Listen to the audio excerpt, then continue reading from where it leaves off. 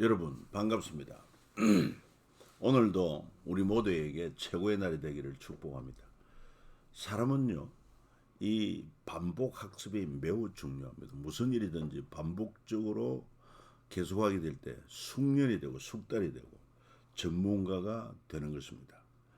그래서 반복할 때 전에 보이지 않던 것들이 보이게 되고, 그래서 지식은 더욱 깊어지고 폭이 넓어지고 성숙에 이르게 되는 것을 알 수가 있습니다. 우리가 성경을 읽을 때도 한 번, 두 번 읽은 것이 아니라 반복해서 읽을 때 그런 은혜가 있고, 이 통성경학교 프로그램도 그렇습니다. 한 번, 어떤 분은 지금 한 번 듣고 있는 중에 있고, 어떤 분은 지금 2년차 듣고 있는 분이 있습니다.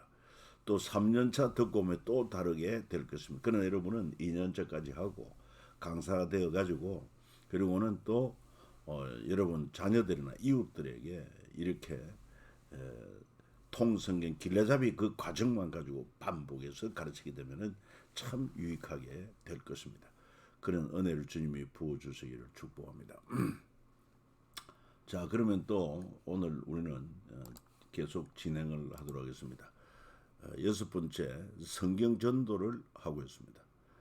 지난 시간에 모세의 나라 세우기, 그리고 이제 오늘은 36과 다윗의 민족 통일하기. 특별히 모세나 다윗, 성경에도 유명하지만 유대인들에게 아주 영웅 같은 인물이요. 또한 일반인들도 모세라면은 이미 영화를 통해서 잘 알고 있고, 그 다윗도 골리앗과의 싸움이 워낙 유명하기 때문에 이런 이야기는 상식적으로 회자되고 있기 때문에 이런 얘기를 구체적으로 해주게 될 때에 듣는 사람의 마음이 열리게 되고 전도의 계기가 될 수 있기 때문에 이 바이블 스토리, 이 얘기가 참 유익하다 하는 것입니다. 그래서 오늘 다윗의 민족 통일하기에는 다윗의 공적과 그 아들 압살롬의 쿠데타, 다윗의 민족 통일, 이런 내용으로 살펴보게 되겠습니다. 왜 다윗인가? 다윗이라고 할 때에 그는 일반적으로는 골리앗과의 싸움에서 승리한 것으로 잘 알려져 있지만, 더 구체적으로 들어가면 그는 나라의 권력 공공성을 확립을 했습니다. 이로 말미암아 한민족 통일하고 권력의 정체성을 세운 인물이다. 특히 민족 내부의 가장 큰 상처라면 분단이나 쿠데타라고 볼 수 있을 것입니다. 뭐 두말할 것도 없이 우리 민족도 이렇게 분단 민족으로 얼마나 많은 고통을 당하고 있습니까? 또 권력 욕심 때문에 또 쿠데타가 일어나서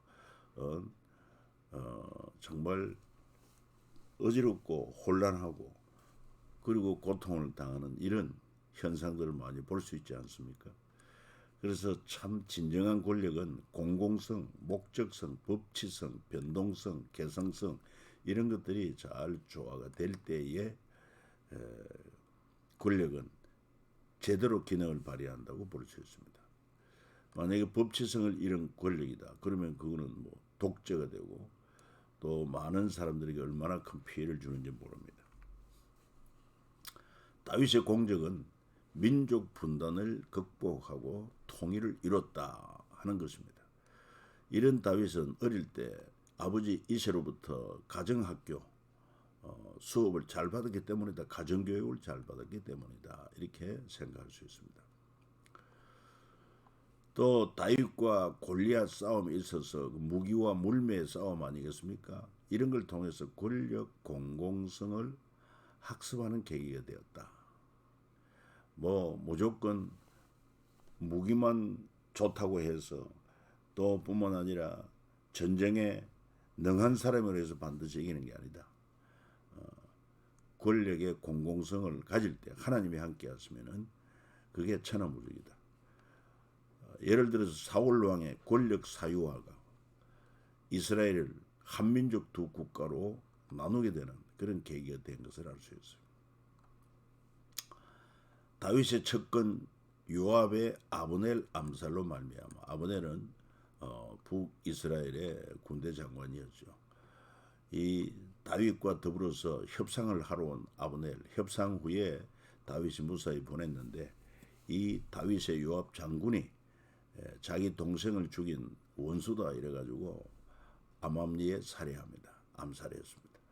이것 때문에 다윗의 정치적 위기가 왔습니다만 그러나 다윗의 진정성 있는 눈물을 마침내 모든 사람들의 오해를 풀고 민족 통일을 이뤄냅니다. 그렇지 않았다면 북쪽 이스라엘이 남쪽 유다 다윗에게로 돌아올 그런 기회를 상실하고 말았을 것입니다. 흔히 우리 악어의 눈물이라고 합니다. 악어도 사납게 생겼지만은 먹이를 잡아 삼킬 때는 눈물을 흘린다고 합니다. 그거는 뭐 그냥 악어의 눈물이라고 하는 것은 거짓된 것이라는 거죠. 위장된 것이라는 거죠. 진정성이 없다는 것이죠. 그러나 권력 공공성의 눈물, 이게 이제 다윗의 눈물이라고 말하는 것입니다. 그가 이 아브넬의 암살 사건의 소식을 듣고 다윗은 금식하지 않습니까? 그래서 그는 뭐라고 말하느냐? 내가 해지기 전에 떡이나 다른 모든 것을 맛보면 하나님이 내게 벌 위에 벌을 내리심이 마땅하니라 하며 온 백성이 보고 기뻐하며 왕이 무슨 일을 하든지 모르겠다 기뻐하므로 이 나라의 온 백성과 온 이스라엘이 넬의 아들 아브넬을 죽인 것이 왕이 한 것이 아닌 줄을 아니라 그랬습니다.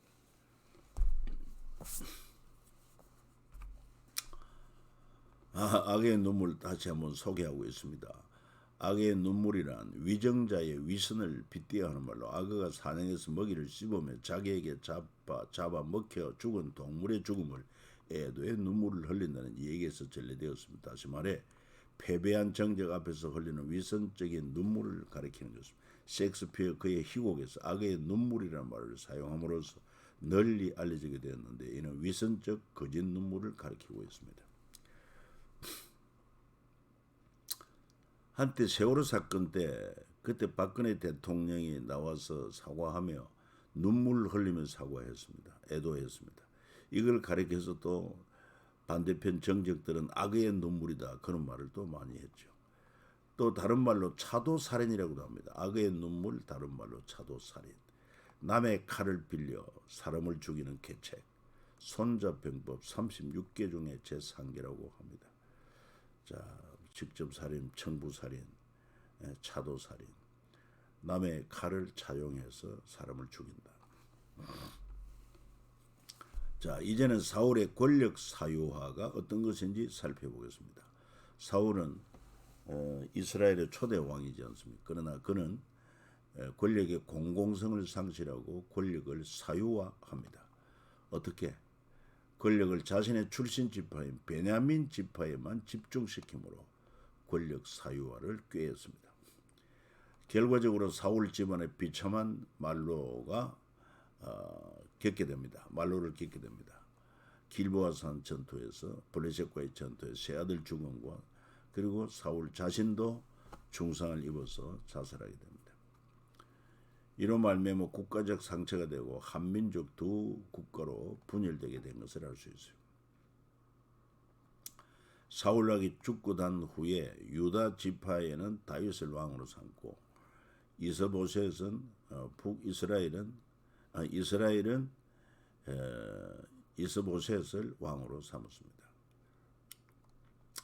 그러나 다윗이 왕이 되어가지고 12지파를 통합하고 그 다음에 또 아들 솔로몬이 12지파를 통일 왕국으로 가다가 그 다음에 솔로몬이 우상 숭배로 인해서 또 북이스라엘의 10지파 초대 왕이 여로보암 왕이고 남쪽 유다는 솔로몬의 아들 르호보암이 왕인데 유다와 베냐민 두 지파만 되고 그래서 이 북이스라엘은 19대 왕에 걸쳐서 마지막 왕 호세아까지 200여 년 동안 존속하다가 아수르에 의해서 주전 722년에 망하고 남쪽 유다는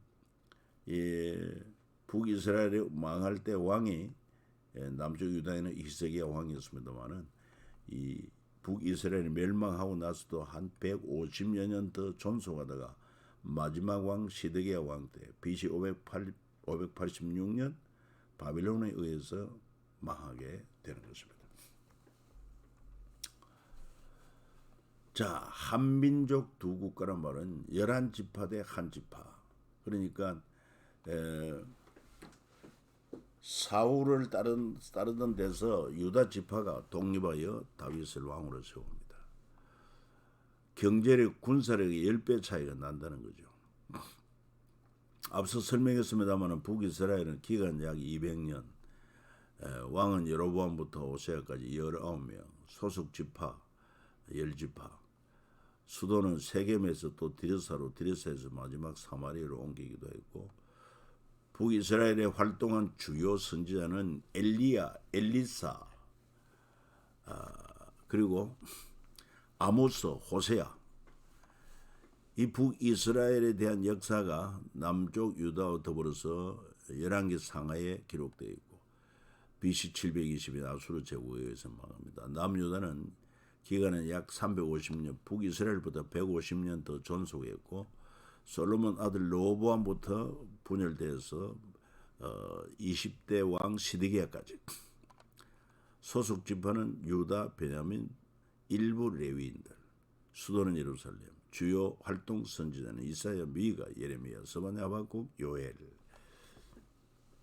이 남유다에 대한 역사는 열왕기 상하에도 기록되고 역대 상하에도 기록되어 있습니다.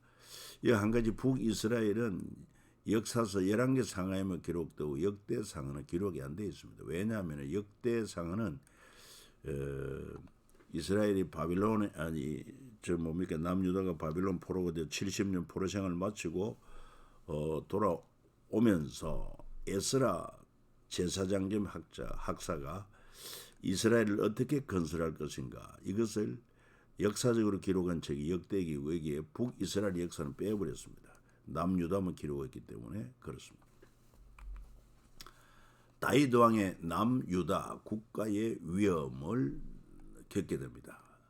다윗 왕 때 남유다 국가 위험을 겪 아래로는 블레셋과 대치하고 위로는 북이스라엘과 대립 상황이 된 남유다이기 때문에 그렇습니다. 그런 가운데서 이제 사울 왕이 길보아 전투에서 그 두 아들과 함께 전사하고, 그리고는 그 아들 이스보셋이 왕이 되었지만은 실제적으로 나라가 많이 쇠약해졌습니다. 그 북쪽 11지파의 이스라엘은 수도를 기브아에서 마하나임으로 북쪽으로 이동하고 분열하게 됩니다. 이후 통일왕국의 왕 다윗은 헤브론에서 예루살렘으로 옮기고 가나안 미점령 지역 유다 지파나 베냐민 지파 중심이 아닌 레위 지파를 중심으로 12지파 함께 할 수 있는 예루살렘을 수도로 삼았다. 그런 가운데 또 다윗의 위기는 아들 압살롬의 쿠데타에 있습니다. 이 압살롬의 쿠데타 세력은 이스라엘 백성이 볼 때 친위 쿠데타로 의심할 수도 있었고, 쿠데타의 일반 심리는 비밀리에 준비하고, 성공한 쿠데타는 그 성공 후 합류한 사람들에 대해 필요 이상의 과한 대접을 합니다. 농공행상. 자, 그러나 하나님의 섭리 가운데 다윗이 다시 예루살렘으로 복귀하고 권력을 회복하고 권력 공공성, 민족 정체성을 강화하게 됩니다. 특별히 지연 혈연의 반체제 세력을 끌어안고 베냐민 지파와 시므이도 용서하고 품음으로 말미암아 권력 공공성과 민족 정체성을 강화해 나가는 것입니다. 저는 남유다에만 이 다윗이 왕이 되었지만은 그 후에 전체 이스라엘 10지파를 품고 11지파를 품고 통일 왕국의 왕이 되는 것을 알 수 있습니다. 쿠데타란 말은, 쿠데타와 일반 전쟁의 차이는, 쿠데타는 책사들의 전쟁이라면 일반 전쟁은 군수 물자 전쟁이다. 그렇게 이야기할 수 있어요. 쿠데타는 프랑스어로 국가의 일격을 가한다는 뜻을 가지고 있어요. 개인 또는 집단이 보통 제한된 무력 등의 비합법적 수단으로 정권을 탈취하는 기습적 정치 활동이다. 이렇게 말하고 있습니다. 자, 그리고 압살롬 쿠데타의 상황을 성경에는 여러 가지로 잘 표현하고 있습니다. 먼저는 압살롬이 사실은 자기 형 암논이 자기 누이 동생 다말을 범했다는 것 때문에 앙심을 품고 있다가 2년 후에 자기의 양털 깎는 마당에 왕제를 초청해서 그 가운데 암논을 죽이게 만듭니다. 결국 이것 때문에 아버지를 피해서 도망을 갔다가 압살롬이 아니라 그 요압 장군의 중재로 다시 돌아오긴 돌아왔지만은 아버지가 아들을 보지를 않습니다. 그러니 압살롬도 마음을 달리해서 그 아버지의 왕위를 내가 차지해야 되겠다. 그래서 우선 처음 한 것이 뭐냐면은 이스라엘 사람의 마음을 압살롬이 훔치기 시작합니다. 그리고 또한 사람들을 모읍니다. 다윗의 모사 길르 사람 아히도벨을 그의 책사로 삼습니다. 그리고 반역을 일으켜서 많은 사람들이 그와 함께합니다. 그래서 다윗이 위기에 처하게 되자 일어나 도망을 하자. 그래서 도망을 급히 곧 도망을 하게 되죠.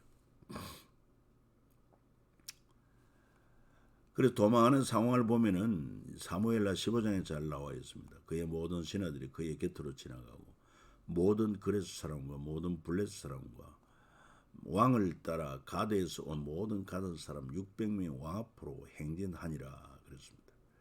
아울러 또한 제사장 사독도 하나님의 법궤를 메고 다윗 왕을 따를 때 왕이 말하기를 하나님의 계를 성읍으로 도로 메어 가라. 만일 내가 여호와 앞에서 은혜를 입으면 도로 나를 인도하사 내가 그 계와 계신 데를 보이시리라. 그래서 다윗은 감람산으로 올라갈 때 예루살렘에서 감람산 사이에는 기드론 계곡이 있지 않습니까? 계곡을 건너서 감람산으로 올라갈 때 머리를 그가 가리고 맨발로 울며 갔다. 뭐 그러니까 그 왕에 따르는 백성도 자기 머리를 풀고 울며 올라갑니다. 특히 압살롬에게는 아주 꾀가 많은 아히도벨이 함께한다 이런 소식을 듣고 다윗이 말하기를 하나님 앞에 기도합니다. 하나님 여호와여 원하옵건대 아히도벨의 모략을 어리석게 하옵소서. 아주 책사로서 유명한 인물이 아히도벨이었습니다. 그러니까 하나님 앞에 기도하죠. 그의 모략을 어리석게 해달라고. 자, 그런 가운데 아렉 사람 후세가 또 다윗을 찾아와서 따른다고 합니다. 그때 다윗은 네가 만일 성읍으로 돌아가서 압살롬에게 말하기를 왕이여 내가 왕의 종인이다 하고 전에는 내가 왕의 아버지의 종이었 이제는 내가 왕의 종인이다 하면 네가 나를 위하여 아히도벨의 매력을 피하게 하리라. 이 후세도 상당한 책략가입니다. 그래서 다윗은 후세를 나를 따르지 말고 너는 압살롬에게 오히려 동조하고 그리고 아히도벨의 모략을 끄끄 우리를 해치지 못하게 하라. 자, 그런 가운데 도망을 하고 있는데 사울의 친족 한 사람 이름은 시므이라는 자가 이 다윗을 향하여 계속 저주합니다. 그래서 신하들이 저 시므이를 칼로 죽이겠다고 할 때 다윗이 말하기를 내 몸에서 난 아들 압살롬도 내 생명을 헤아려 하거든 하물며 이 베냐민 사람에게느냐 여호와께서 그에게 명령하신 것이니 그가 저주하게 버리더라. 참 마음이 얼마나 넓어요. 혹시 여호와께서 나의 원통음을 감찰하시리니까 오늘 그 저주 때문에 여호와께서 손으로 내게 갚아 주시리라. 이런 믿음을 가진 것을 알 수 있어요. 자, 그리고 이제 다윗 일행은 쫓겨나고 압살롬이 예루살렘에 들어와서 왕궁을 차지하고 그 다음에 책사 아히도벨에게 우리가 어떻게 할 계략을 말하라 했을 때 아히도벨이 압살롬에게 말하기를 왕의 아버지 남겨도 왕궁을 지키기 위한 후궁들과 더불어 동침하소서.